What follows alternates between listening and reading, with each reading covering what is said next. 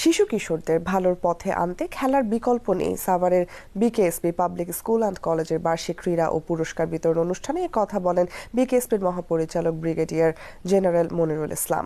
শিশু কিশোররা যতই শরীর থেকে ঘাম ঝরাবেন ততই খারাপ কিছু থেকে দূরে থাকবেন, তাই খেলাধুলার প্রতি গুরুত্ব দিতে হবে বলে জানান বিকেএসপির মহাপরিচালক ব্রিগেডিয়ার জেনারেল মনিরুল ইসলাম।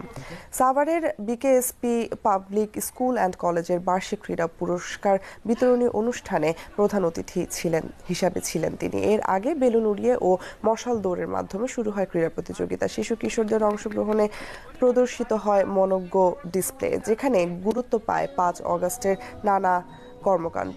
পরে বিজয়ীদের হাতে তুলে দেওয়া হয় নানা ইভেন্টের পুরস্কার।